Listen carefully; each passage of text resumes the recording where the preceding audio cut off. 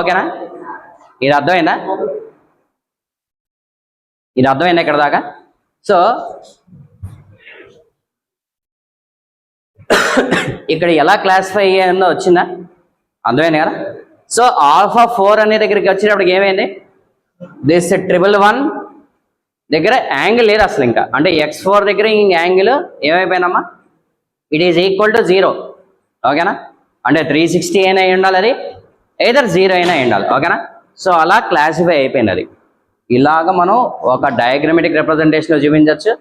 అసలు ఇవన్నీ ఎందుకు చేస్తున్నాం? Only because of we're segregating the image and we will enhance the image to give us the exact output what image is.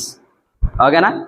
Suppose take an example of oka leaf అని చెప్పేసి చెప్పుకుంటూ వచ్చాం, అవునండి కదా? One leaf was captured by us and it was given as an input to the algorithm, and the linear discriminant method was identify which leaf it is. అర్థమవుతుందా లేదా? ఆ leaf ఏంటి అనేది మనం అనుకోబోతాం.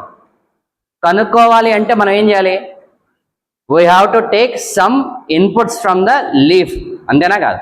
ఆ లీఫ్ నుంచి మనం ఎక్స్ట్రాక్ట్ చేయాలి కొన్ని పాయింట్స్ నేను తీసుకున్నాను, కానీ తీసుకున్న పాయింట్స్ని విత్ రెస్పెక్ట్ నేను అనుకున్న కొన్ని వెయిట్స్ తోటి మ్యాప్ చేసుకుంటూ వెళ్ళాం అనుకోండి. బై డిఫాల్ట్ వెయిట్ అంతా 0 0 0.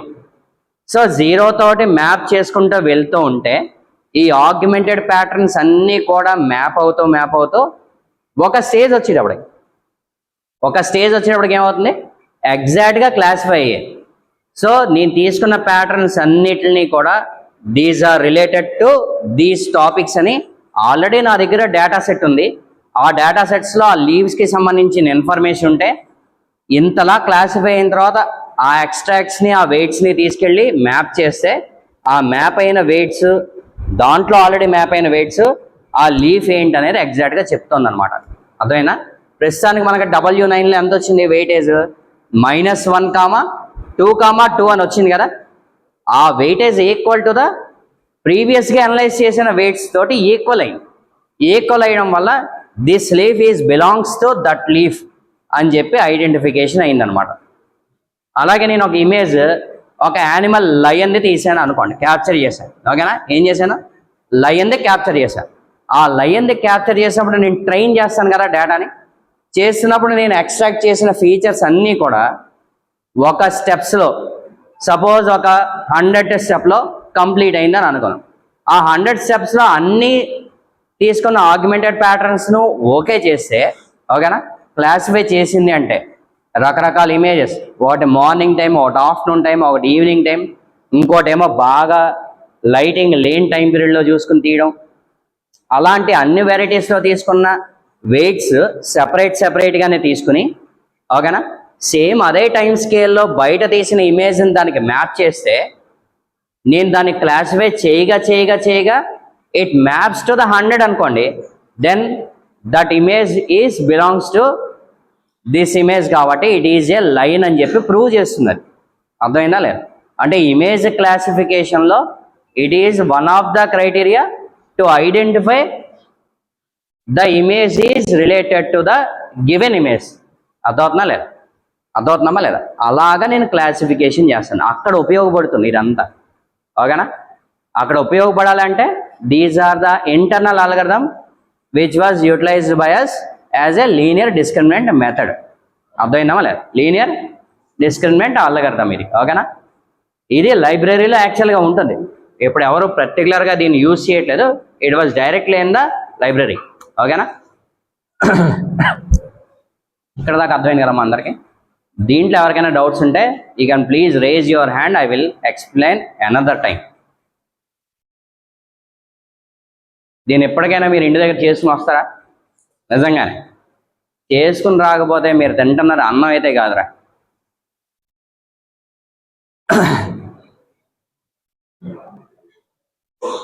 కన్వర్జెన్స్ సంబంధించింది లేదు, లీనియర్లీ నాన్ సెపరబుల్ అనేది ఉంది. చూడండి ఒకసారి.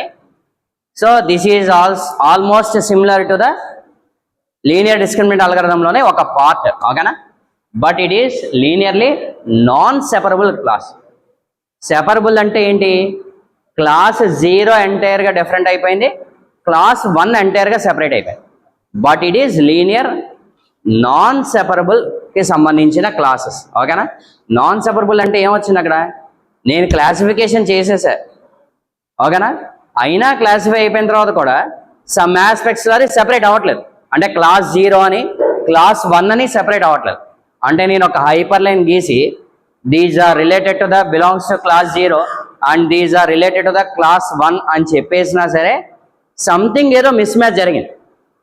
ఎంత లేదనుకున్నా నేను తీసుకున్న ప్యాటర్న్స్లో ఏదో ఒక మిస్ క్లాసిఫికేషన్ జరిగింది. అది నాన్ సెపరేట్ అవ్వట్లేదు, అంటే సెపరేట్ అవ్వట్లేదు, నాన్ సెపరబుల్ కింద ఉండిపోయినా. అది ఎలా ఉండిపోతాయి అని అంటే ఎక్సెప్షనల్ కేసెస్ అంటూ ఉన్నా కదా, అలాంటి ఎక్సెప్షన్ కేసెస్లో it is one of the thing non separable classes. అది కూడా దేనికి రిలేటెడ్? లీనియర్లీ నాన్ సెపరబుల్ అంటున్నాడు. ఓకేనా? లీనియర్లీ నాన్ సెపరబుల్ గుర్తుపెట్టుకోండి. నాన్ లీనియర్ సెపరబుల్లో ఒక డేటా ఇచ్చాడు వాడు. ఓకేనా? వీడు ఇక్కడ కొన్ని పాయింట్స్ పెట్టాడు. వెయిటెడ్ వెక్టర్స్లో కొన్ని కేసెస్లో ట్రైనింగ్ ప్యాటర్న్స్ మిస్ మ్యాచ్ అయిపోతూ ఉంటుంది. మళ్ళీ మ్యాచ్ అయ్యేదాకా నేను క్లాసిఫై చేసుకుంటానని లీనియర్ డిస్క్రిమినెంట్ మెథడ్ గురించి ఇక్కడ మెన్షన్ చేశాడు. అది నేను చెప్పట్లేదు ప్రస్తుతానికి. దీంట్లో ఎన్ని ప్యాటర్న్స్ ఉన్నాయట? 8 ప్యాటర్న్స్ ఉన్నాయట. 8 ప్యాటర్న్స్లోనూ ఎక్స్ రిప్రజెంటేషన్ ఏంటి? 1 -1 2 -2 సంథింగ్ ఏదో ఇచ్చాడు. ఓకేనా? ఇవన్నీ ఏ క్లాసెస్లో చేశాడు? క్లాస్ 0 ఇది, క్లాస్ 1 ఇది కన్నా డిఫరెన్షియేట్ చేస్తాడు వాడే. ఓకేనా? మనకి కొన్ని ఇన్పుట్స్ ఇచ్చాడు వాడు ఇండైరెక్ట్గా. ఏం ఇన్పుట్ ఇచ్చాడు?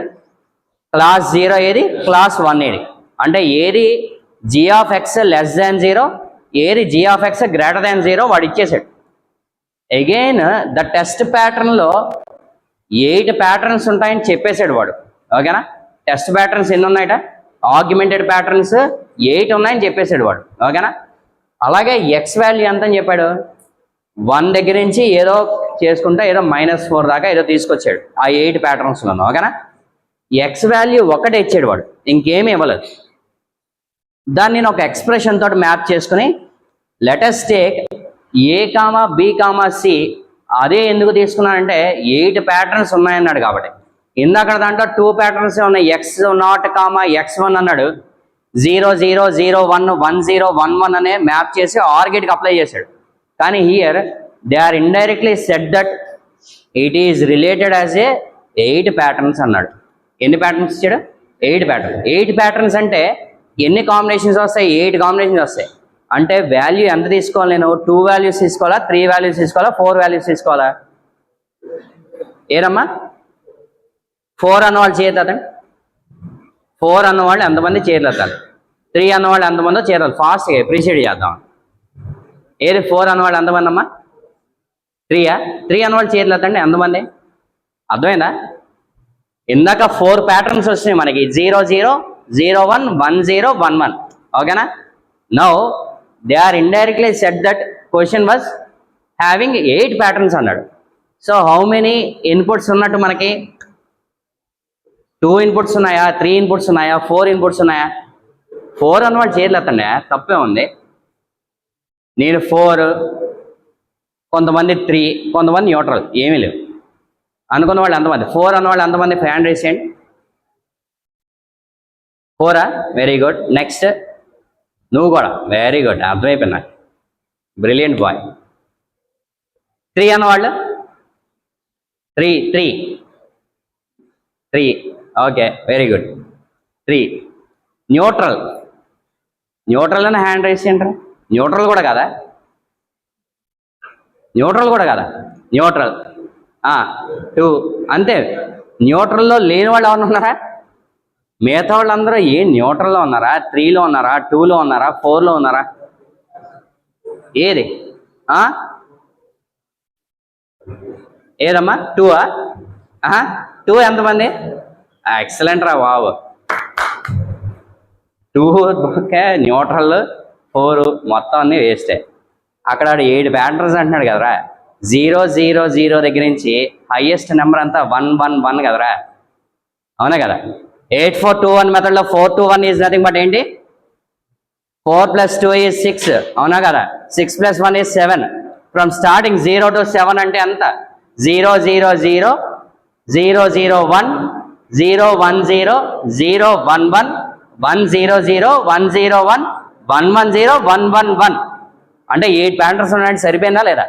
ఇందాకది 2 ప్యాటర్న్స్ అని చెప్పా, మళ్ళీ మీకు హింట్ కూడా ఇచ్చాను కదా 2 ప్యాటర్న్స్ ఇందాక మనం చేసింది 00 01 10 11 అని చెప్పానా చెప్పలేదా? 2 ప్యాటర్న్స్ అని చెప్పాను, మళ్ళీ ఆడవాడు 2 ప్యాటర్న్స్ అన్నాడు. వీళ్ళు ఇంకా 4 ప్యాటర్న్స్ అన్నారు. 4 ప్యాటర్న్స్ అంటే ఏమవుతుంది? 16 ప్యాటర్న్ అవుతుంది. అది 4 అంటే ఏమైపోతుంది? 16 ప్యాటర్న్ అయిపోతుంది. ఎందుకంటే ABCD కాబట్టి, ఓకేనా? ABCD కాబట్టి